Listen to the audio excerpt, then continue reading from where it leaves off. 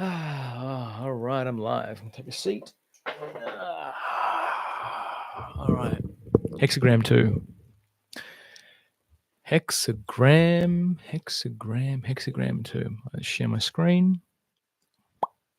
You might hear my son knocking on my door in a minute. He tends to detect the exact time when I'm about to disappear and not focus on him. All right, here we go. 8. No, it's not 8 we're doing. It is not 8 we're doing. I just did 8. I'm about to do 2. Where's 2? Nature. Here we go. So 1 and 2 are really important hexagrams. Day before yesterday, I cast 2. I cast 2, line 2 and line 5. And here we go. All right. 2, nature. This hexagram is inseparable from hexagram 1, as both hexagrams show the two sides of the cosmic whole. Hexagram 2 shows the energy of the dark that attracts the light and thus finds guidance. It's really important. The dark that attracts the light and thus finds guidance. Nature, the judgment. Nature is great through its interpretation. Nature is great through its interpenetration with the cosmic consciousness. It discerns what feels harmonious and allows that to lead with the firmness of a mare. If a person tries to lead, he goes astray, but if he follows, he finds guidance. It is favorable to find friends in the west and south and to forego friends in the east and north. Perseverance brings good fortune. Nature is great through its interpenetration with the cosmic consciousness. Refers to nature as the expression of the harmony of the cosmic consciousness. This is true of human and animal nature, as well as for plants, rocks, the earth, and all forms that are expressed in the cosmos. Nature, we learn from the sage, is cosmic consciousness compressed into forms. These myriad forms find guidance through their inner connectedness with the cosmic consciousness and in turn feed back their experiences to it. Together, they comprise a living whole that evolves from the interaction of the whole with all its parts. Simultaneously, while one part of the cosmic consciousness is compressed into form, the consciousness of the whole is expanded through what is experienced. Interpenetrating also refers to the helpers of nature or forces of nature and their capacity to help the whole through creating transformations in the atomic realm. All transformations occur through them. See page 41, Transformation versus Changes. All the individual forms in nature discern what is harmonious through their inner truth, which is their direct connection with the cosmic consciousness. This inner truth is imprinted in everything that exists and is an essential part of the guidance system which each thing possesses. It is a memory of what cosmic harmony feels like. When each form allows that memory to guide it, it is in harmony with the whole. The firmness of a mare refers to the state of mind that attracts the light of inner truth. This is a state of being open and receptive in contrast to just being empty. The open mind is actively reflective and thereby attracts inner truth. Unlike the empty mind, it distinguishes what it takes in by feeling its quality, whether it is harmonious or discordant. The empty mind, by contrast, is passive and unreflective, and therefore susceptible to taking in all sorts of ideas without discerning how they feel. In terms of dark and light, the darkness of the open mind attracts the light of inner truth.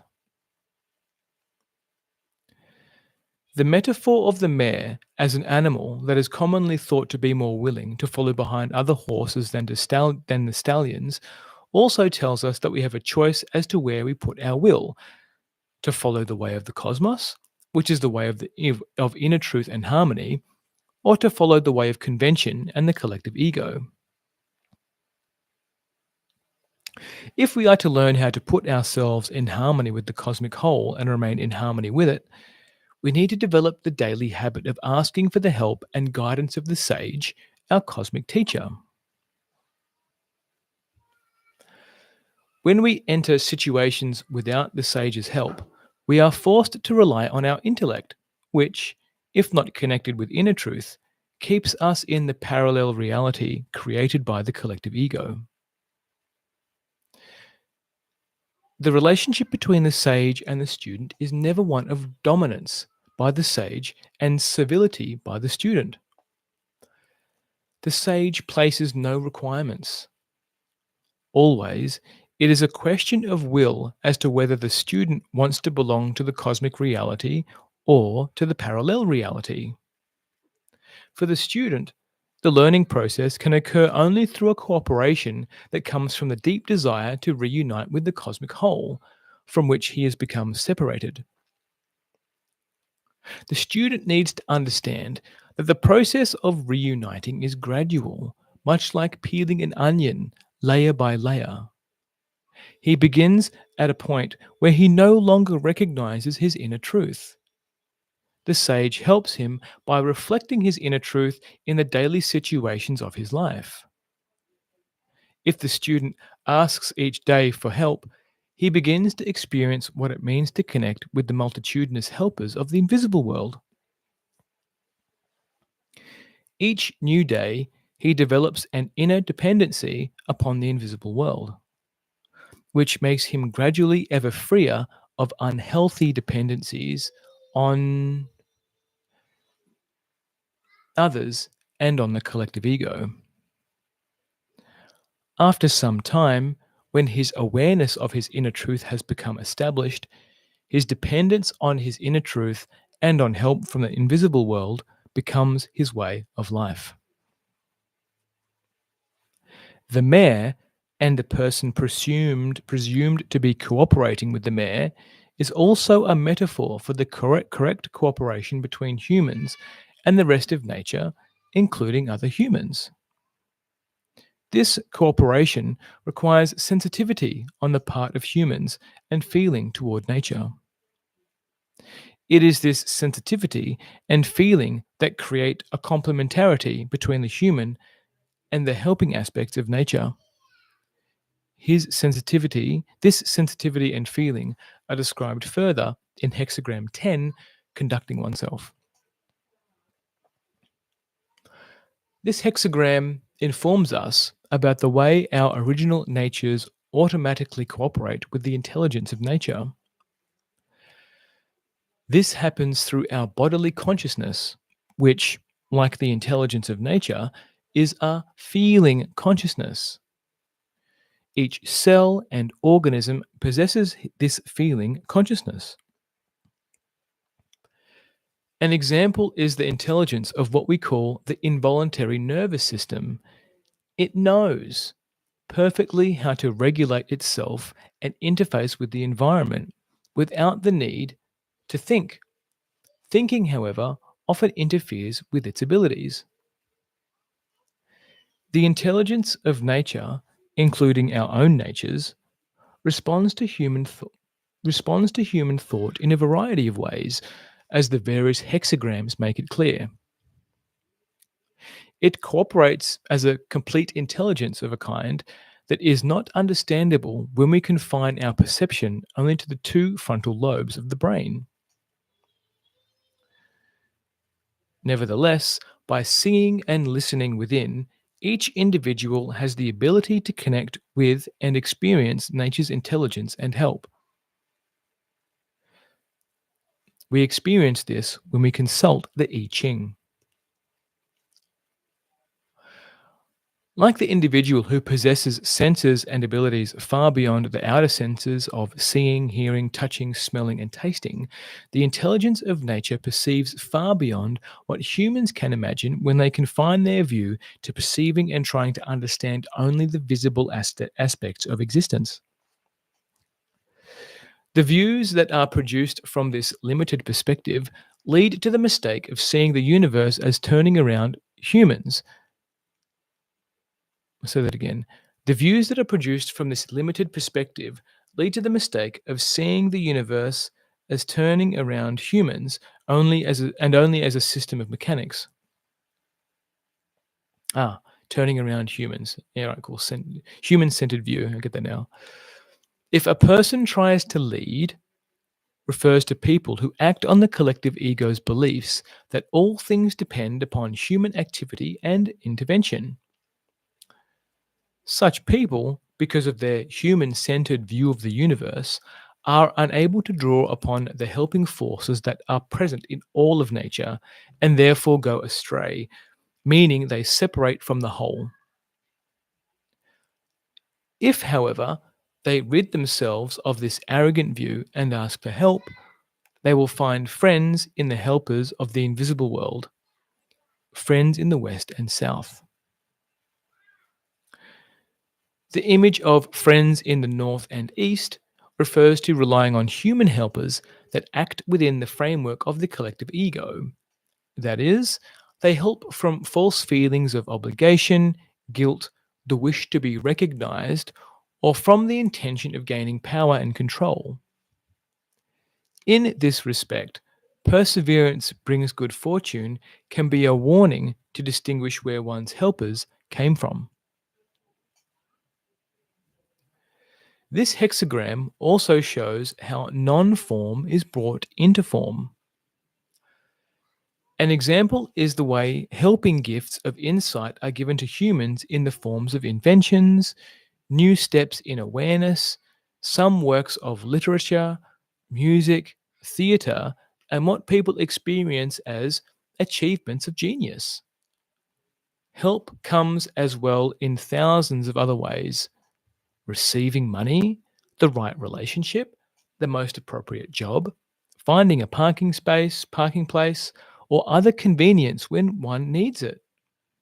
Help comes to all aspects of nature, as well as to humans, in the perfect form that is needed. The only time this help becomes blocked or distorted is when humans assume that they are the ones in charge of nature and arrogantly interfere in its processes rather than cooperating with it. Traditionally, this hexagram has been associated with the dark and also with receptivity. Light, as energy particles, is activated by its attraction to the dark to enter the space the dark inhabits. Space is not empty in the sense commonly assumed. It contains the dark, which itself is energy. It is furthermore the receptive medium through which light travels. The dark is one part of the cosmos, the other part is the light. Space is interpenetrated by the cosmic consciousness. Through their interaction, the cosmic consciousness gets compressed into forms and is again transformed from form into non form. This hexagram also addresses spells that have been put on nature by mistaken human ideas. Spells which are brought on by incorrect conclusions about the nature of things and the way they operate freeze their functioning in accordance with the projected image, preventing them from functioning normally. What we then observe is not the harmony of nature, but nature disturbed. These spells remain in effect until someone recognizes their existence and says the inner no to them. Saying the no activates the helper of transformation to break the spell. To free nature, it is only necessary to take them away. Any attempt to restore or protect nature puts yet other spells on nature's ability to return to harmony. Such attempts come from the same human centered view that created the problems in the first place. Application.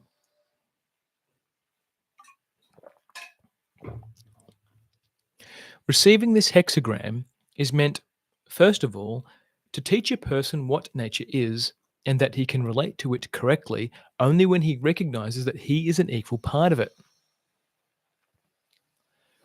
Second, it is meant to make him aware that all his mistaken ideas about nature affect it adversely, causing it to operate in distorted ways. Receiving this hexagram is also to make him aware that he has a responsibility to relate to nature with sensitivity and feeling. Third, it informs him that he, like all the other expressions of nature, is dependent on his connection with the cosmos for guidance. Spells connected with this hexagram are created by seed phrases and images having to do with seeing the human role as the creator of order in nature. Offshoots of this view see human nature as divided into lower and higher nature, with human animal nature being demonized. The demonizing of humans' animal nature and the guilt associated with it create the perversions that lead to many human criminal acts. Also, describing nature as wild and threatening creates a perverted relationship between humans and the other animals. Other spells are created by viewing nature as a system of mechanics devoid of consciousness or feeling. The lines. Line 1. When there is hoarfrost underfoot, solid ice is not far off. Here, the hoarfrost that precedes ice is a metaphor for the way all mistaken ideas. I'm just going to find out what the definition of hoarfrost is. Not one there. Here, the hoarfrost that precedes ice is a metaphor for the way all mistaken ideas create rigid structures that separate the person who holds them from his unity with the cosmos. This line can refer to the person who harbors the mistaken belief that death is the final end and or that life is suffering. These views falsely present death as connected with irretrievable loss and separation, and slander the nature of the cosmos by denying the truth that life continues after death in different dimensions of consciousness.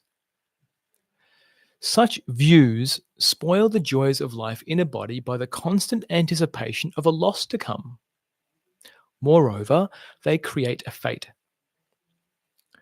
What actually happens at death is the transformation that takes the person, animal, plant, etc., over to the next dimension, which is invisible to us.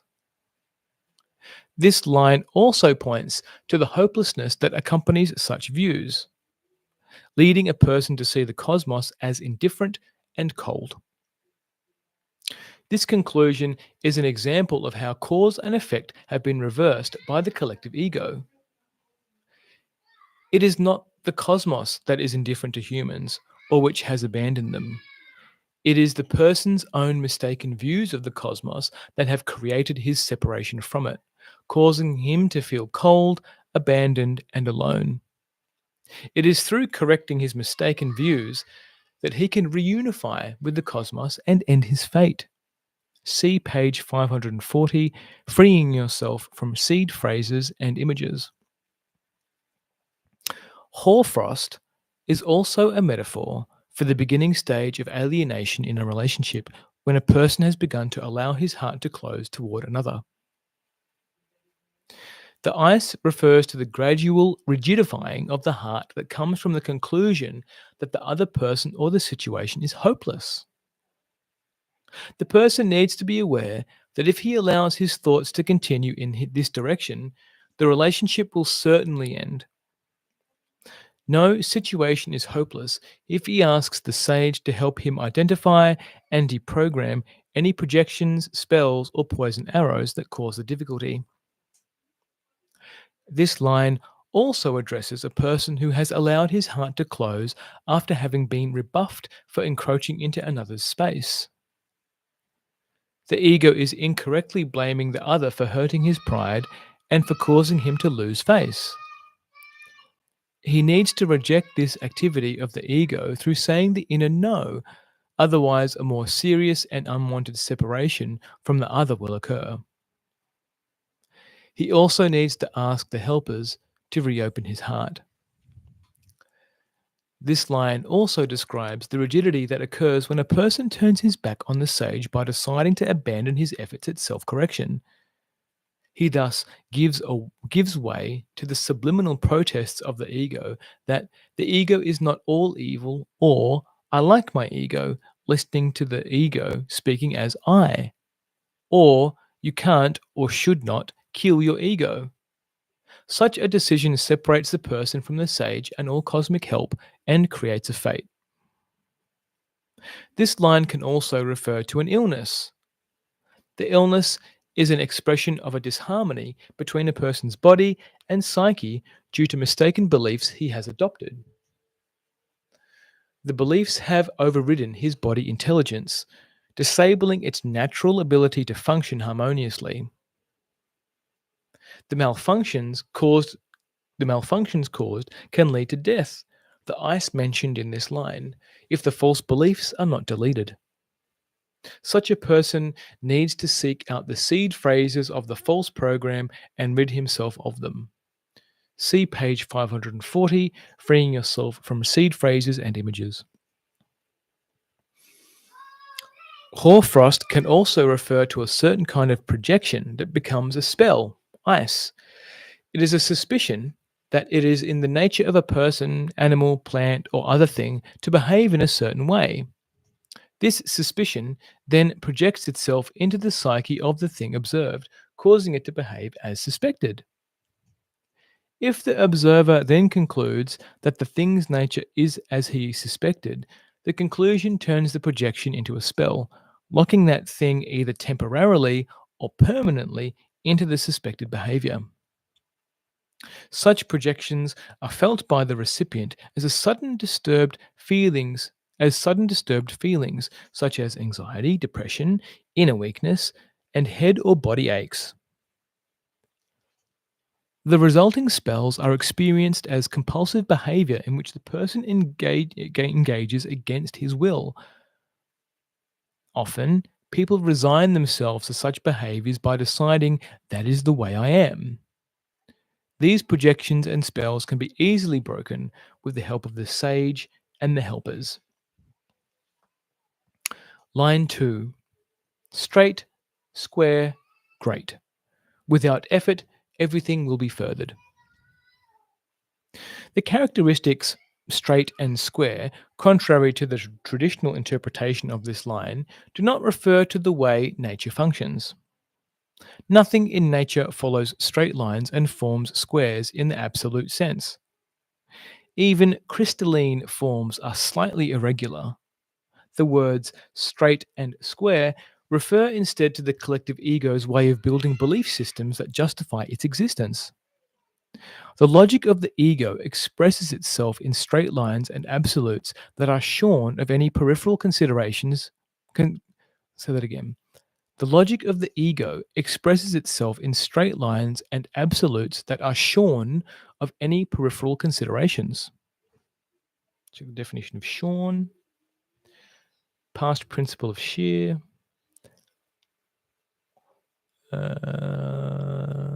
Old English. Here we go.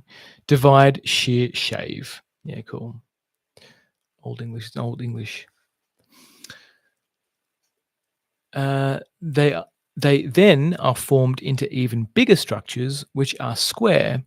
The word great would only seem to be the self-flattery of the collective ego in contemplating the powerful effect it has on nature.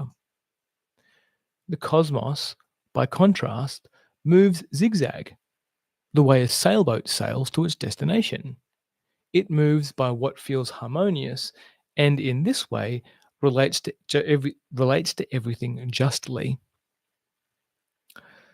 Squareness also has to do with defining things in terms of time and place and absolutes, thus fixing the things in spells. In regard to time, this happens when we define a person or situation as always being like that.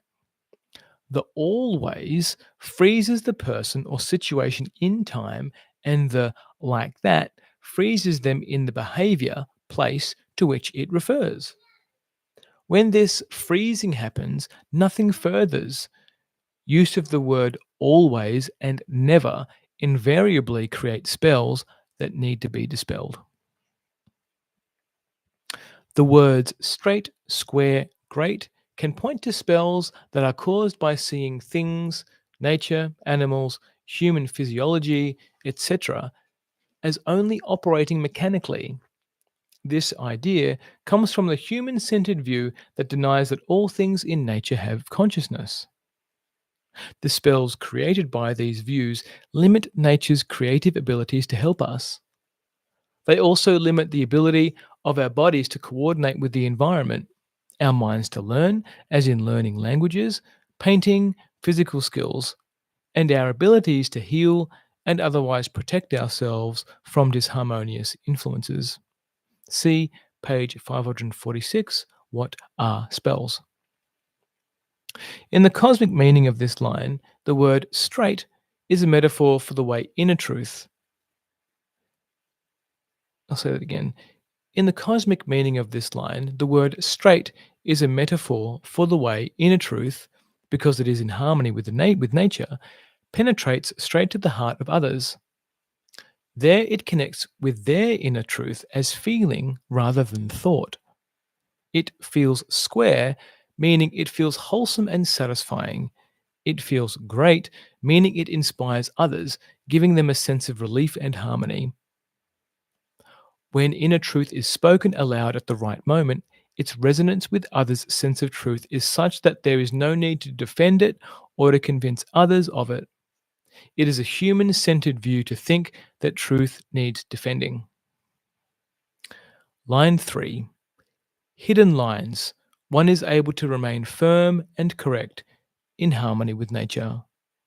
If by chance you are in the service of a king, seek not works, but allow your efforts to be brought to completion. Hidden lines points to the fact that a person needs to see the issue at hand as part of a greater cosmic plan. In order to fulfill this plan, a person is meant to cooperate with nature to bring increase to the whole. He needs to recognize that all the great achievements of culture come when humans allow themselves to accomplish things hand in hand with nature's helpers. This means that a person takes neither a dominant nor servile role, since either of these undermines the equality between himself and the helpers. Receiving this line indicates that a person has done his share of the task and now needs to turn it over to the helpers for completion. A danger exists in that he may think he knows what needs to be done to complete the matter. If he acts on such a thought, he will rule out the helpers and thus fail to achieve a true completion. He also creates a fate. A person makes this mistake when he has accepted the pretense put forward by the collective ego that humans are the creators of culture. Such a view wipes out of human consciousness the fact that all great achievements of culture are accomplished in cooperation with nature's helpers. It is they that have provided the writers their insights. It is it is they that have provided the writers their insights, the artists their masterpieces, the inventors their inventions, the builders their knowledge and skills, and the medical researchers their discoveries. When, however, the people who have received these gifts falsely credit only themselves, they steal the gifts. The consequence is that the helpers gradually withdraw, depriving the accomplishment of the chi energy that makes it beneficial.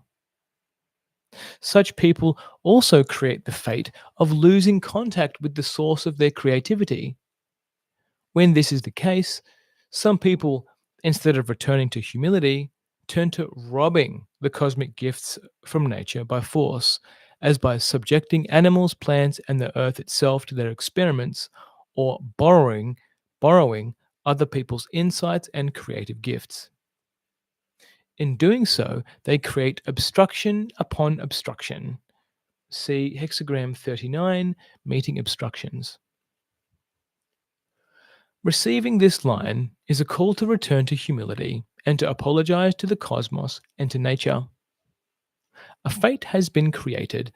The person needs to rid himself of any connected self image, such as that of the author, artist, inventor, creator, star, the one who knows, etc.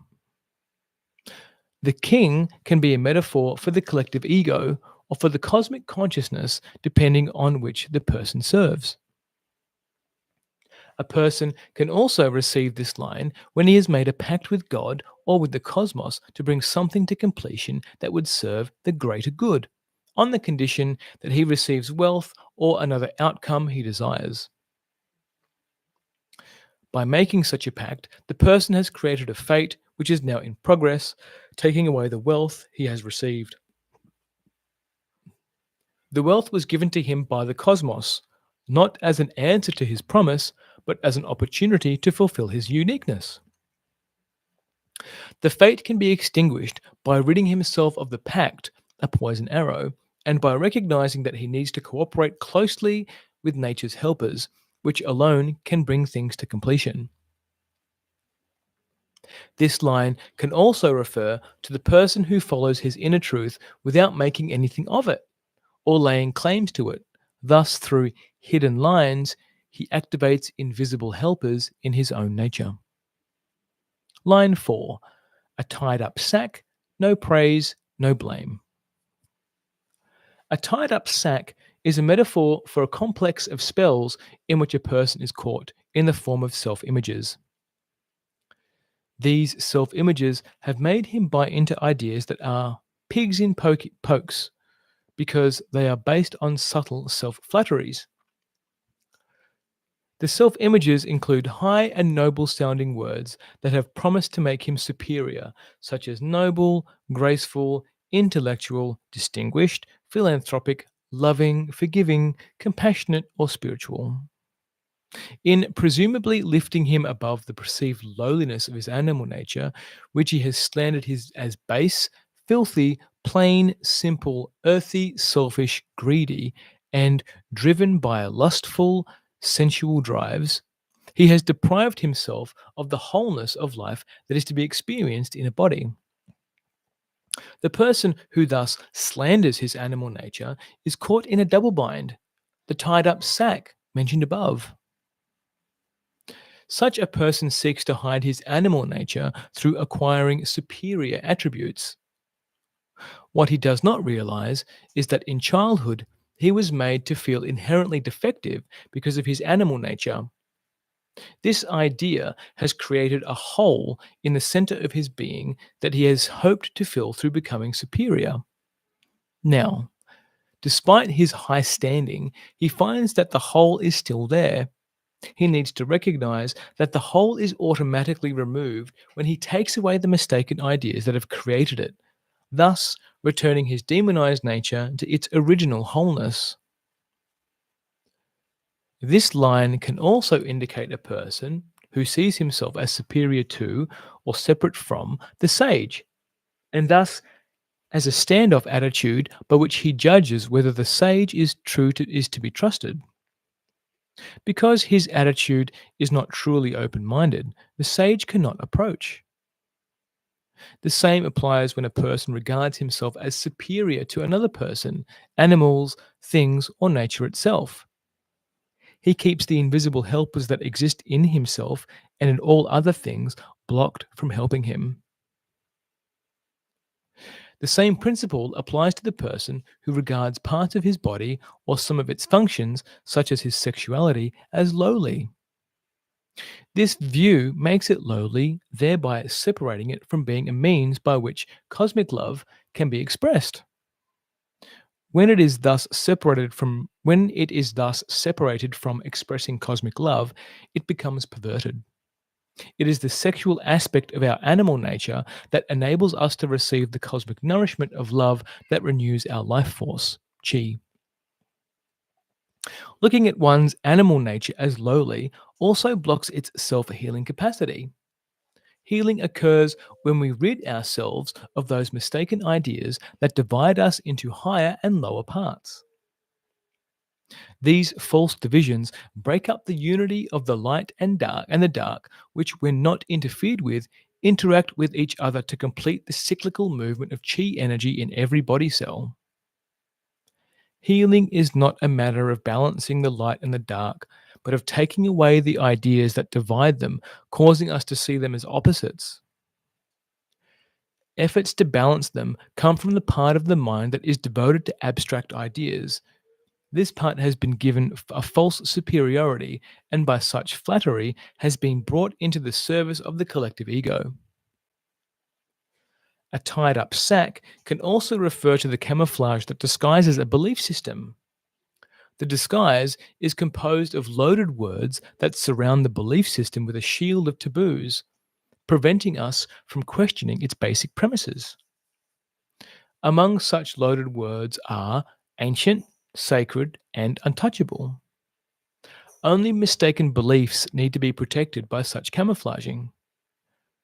Cosmic truth, as the sage makes us aware, is not something fixed or capable of being written in a once and for all format that makes it untouchable, unquestionable, or unchangeable. The truths of life can only be discovered through questioning the untruths that cover them up and make them inaccessible. The search, therefore, is for the untruths. Another loaded concept is that of the spiritual path. The idea of such a path is a trap for two reasons. One, the word spiritual falsely implies that the meaning of our existence lies in disembodiment and the rejection of our connection with the earth and nature. Two, spiritual path implies a path already trodden by others which we are to follow. In looking to these others for guidance instead to the cosmic teacher, the sage, we find ourselves stuck in a tied up sack, unable to follow our inner truth. As the sage teaches, each individual is meant to follow his own inner truth. This path alone leads him to the unending growth and discovery that occurs by handhold truths. Each handhold truth allows us to discover the uniqueness of each moment and leads to an ever enlarging view. This is the only path that directly connects us through our life in a body with the gifts of nature and through nature with the ever evolving cosmic consciousness. Line 5.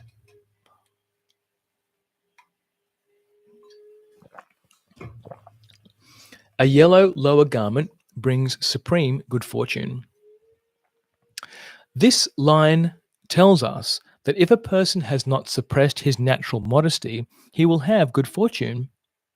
A person may receive this line when he is either tempted to intervene self importantly or has already done so in a situation for which he has asked the sage to help. This line counsels him to let go and allow the sage and the helpers to take care of the matter, unhindered by his attention. The yellow lower garment refers to the way the sage and the helpers operate from their hidden place in their own mode, which is the mode of transformation, and in their own time. The time required to accomplish their task is always relevant to the circumstances of the moment. The yellow lower garment is also a metaphor for the cosmic consciousness and the helpers that are compressed into forms. When humans look at things, including their own bodies, as only matter that has no consciousness, a spell is put on the helpers within those things, blocking their ability to help. In the case of a person's body, the spell takes away takes away the body's will to live. The yellow lower garment also refers to the body's knowledge of inner truth. We know that inner truth is by the resonance. We know what inner truth is by the resonance it strikes within us when we hear it. Each person is born possessing a treasure chest of inner truth as part of his body. Each cell contains imprints of what cosmic truth feels like and is his direct connection with the cosmic consciousness. He therefore can always trust his inner truth. Line 6. Dragons fight in the meadow. Their blood is black and yellow. Traditionally, this line was taken to mean that the dark element should yield to the light because its time is over. This implied that the two elements were separate and meant to give way to each other. It also implied that the light was higher and leading, and the dark should yield, indicating a hierarchical relationship that assumes that if the right element leads, there will be peace, and if the wrong one leads, there will be discord. Since the light, as noted in the general text, is the cosmic consciousness, and the dark its expression in forms, there is no such hierarchical relationship competition or struggle possible. Say this whole paragraph again, whole line again. Since the light, as noted in the general text, is the cosmic consciousness and the dark its expression in forms, there is no such hierarchical relationship, competition, or struggle possible between them. The light and the dark form a unity that only operates through one principle only. The light and the dark form a unity that operates through one principle only, the principle of attraction between complements. The meadow here is a metaphor for the field of opposites presupposed by the collective ego. The dragons which fight upon it are the two supposed options from which we are to pick. These options are opposite ways to do things that compete with each other, such as socialism versus capitalism, or materialism versus idealism, with each presenting itself as the right alternative. The person receiving this line is thus caught in arguments of right and wrong and cannot find his way out because the point of this duality is to keep him within the field of opposites and from recognizing the invisible world of the helpers. The solution is to step out of this duality through eradicating those mistaken ideas about how the cosmos really operates, thus to reunify with its harmony. Once a person remembers the helpers and asks for their help, his problem disappears. False seed phrases connected with this line are all belief systems have at their bottom the same basic truths. In reality, they share the same falsehood that humans are the centerpiece of creation and are therefore superior. The forces of nature combat each other. Nature is man's enemy. You either belong to the evil or you belong to the good. Also, in relation to this line, is the use of certain words that have no cosmic basis and, when used, create opposition, such as the words culprit, enemy, and villain. They arouse opposing dragons to fight because they are dragons in themselves. When used in relation to ideas, these words become invested with evil personalities and thus act as dragons.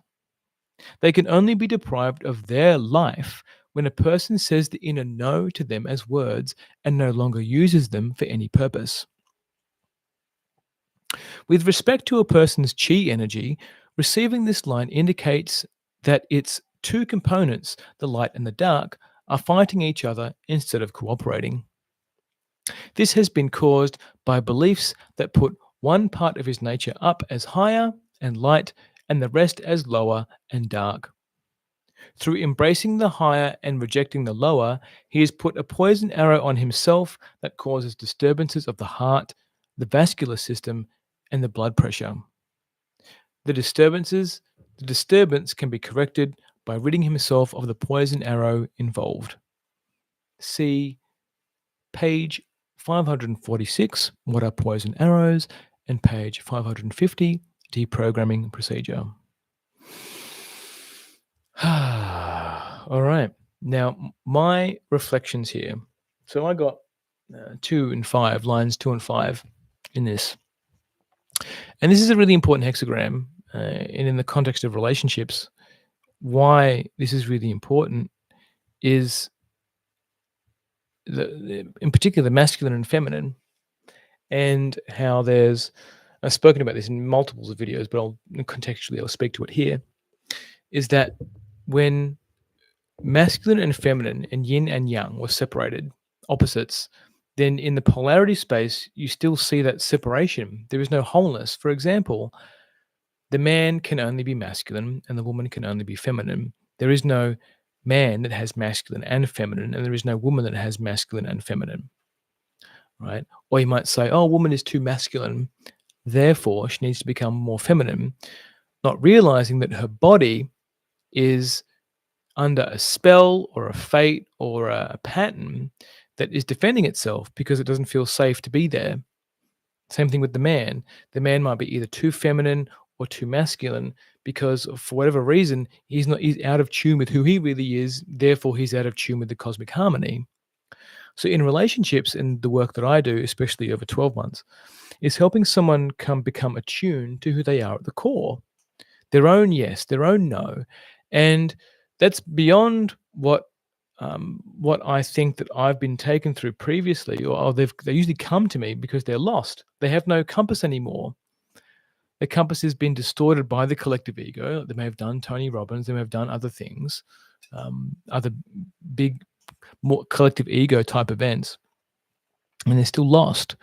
They're lost from the heart of who they are as a person.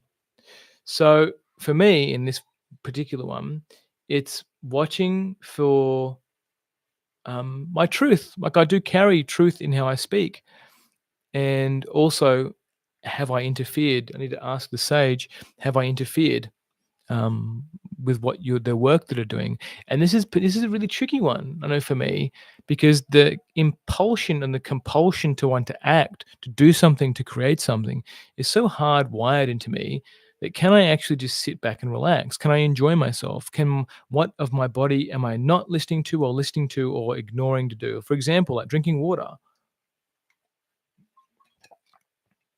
like being on a computer, I can ignore my body. It upwardly displaces you being on technology. That makes you more leaving pattern, which disconnects you from your body.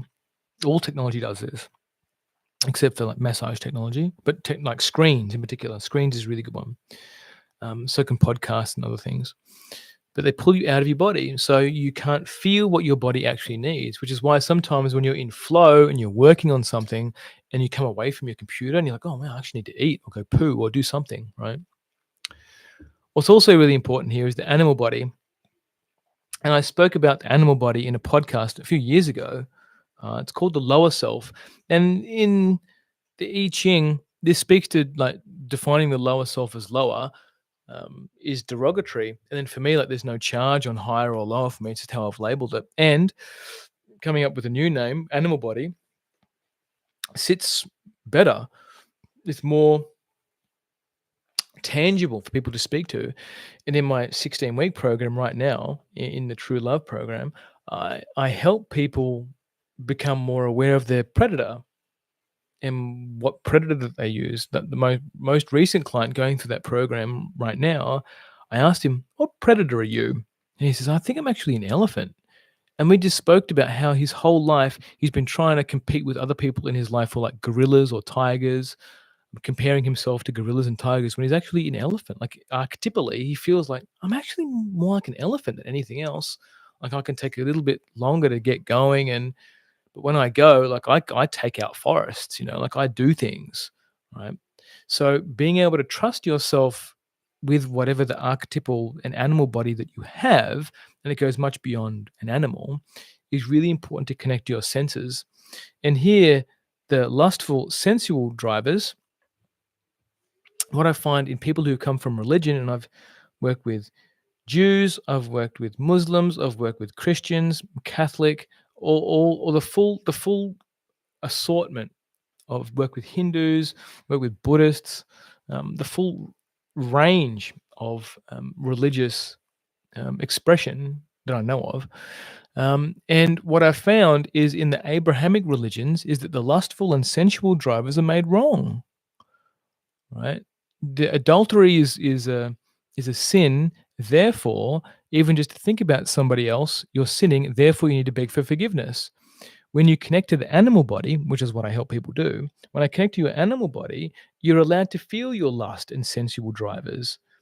Like you feel it, you don't make them wrong. It's in the making wrong of them that you put them under shame, a box of shame, and then that's when it acts out. Like you can't suppress that unconscious and not expect it to come out somewhere else, right? That's what happens when you suppress these desires. So the assumption is that you'd get married and never think about another woman or another man. It's like, nah, man. Like your body is designed, your body not designed, your body has evolved from a very small state through an animal state, through a reptilian brain, which is all about eating, fucking, shitting, and sleeping. Okay. And if you can't be with those base, quote unquote, base desires, then you're missing out on everything that it means to be human, which might explain why you feel really tired, why you can't digest properly, why you run out of energy really quickly, why your sex, you might not feel completely satisfied in sex, why you feel like you try and hold down your desires or force your desires into a box or into an ideology. Runs out of steam. The other one here, the line 4, is the intellectual distinguished to philanthropic, the loving, forgiving, compassionate, or spiritual. The labels create a self-image. So when you are just you, I'm John. Even my name, I'm me. Okay, whatever that is, can go across many different behavioral types and archetypal types.